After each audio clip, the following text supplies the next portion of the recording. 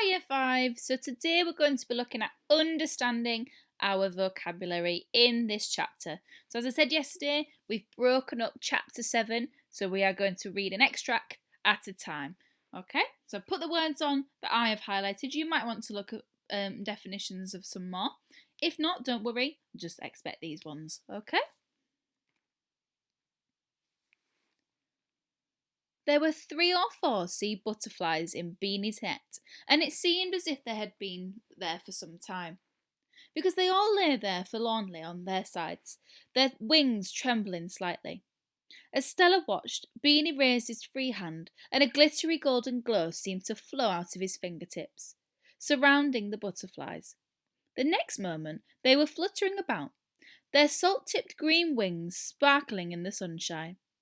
Beanie opened the net and released them, watching as they flew out across the water, dancing among the flecks of foam and sea spray.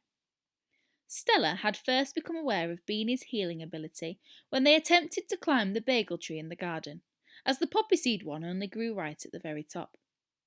Only for Stella to fall and scrape her elbow. The sight of blood instantly made her feel a little queasy, but Beanie dropped out of the tree beside her, took her arm gently in his hand, the first time he had ever touched her, and made that warm golden light shine from his fingers. Stella had gasped delightfully by her friend's magical power, and the next moment there was no cut on her arm at all. "Hi, Beanie," Stella said, joining him on the rails. She gestured at the butterfly net still clutched to his hand. "Will your uncle be terribly cross when he finds them gone?" "I expect so, but he got the killing jar out this morning," her friend replied. "I had to do something." Stella was glad that Beanie had saved the butterflies, and she would have liked to give him a hug, only she knew that he would hate it. So instead she gave him a gentle pat on the back and suggested that they build a family of snow penguins on deck. The sea was as flat as a mill pond today, but it snowed during the night, and there was plenty to spare for sculpting penguins. "I'm glad you're here," Beanie said, as they walked across the frozen deck. "It's bound to make the expedition easier." Stella noticed that he had taken a little wooden carving of a narwhal from his pocket and was fiddling with it anxiously. "Ah, you brought Aubrey," she said. She wasn't surprised.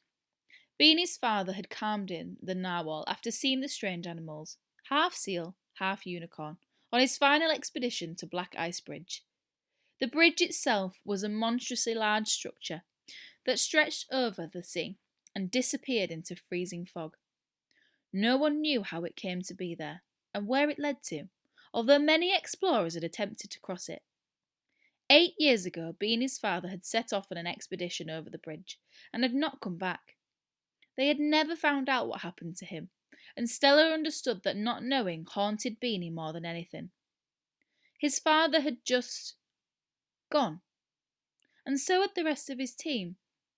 Perhaps they'd frozen on the ice, or run out of food, or starved, or been gobbled up by an enormous snow monster, or reached the end of the bridge and found something terrible on the other side. The rescue party that went after them discovered the remains of their camp, the tents frozen and abandoned. There was no sign of any explorers, although they found Beanie's father's bag, which included the carved narwhal and also his journal.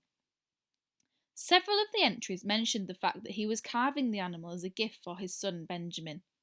It had quickly become Beanie's most precious possession, and he fiddled with it whenever he was feeling anxious, which was most of the time. It probably didn't help that he knew far too much about the various ways explorers could perish or injure themselves. He'd become a little obsessed with the topic since his father's disappeared.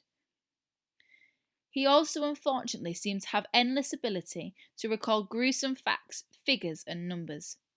On their first day of school, Beanie walked right up to Stella and said, "You can die from eating too many eels, you know." "Oh," Stella had said. "Can you?" Beanie had nodded. "Yes, Dr. Winston Wallaby Scott from the Ocean Squid Explorers Club died 31 years ago after feasting on eels at Salty Ridge Harbour. I thought I'd better tell everyone. Mum says being nice to people is how you make friends."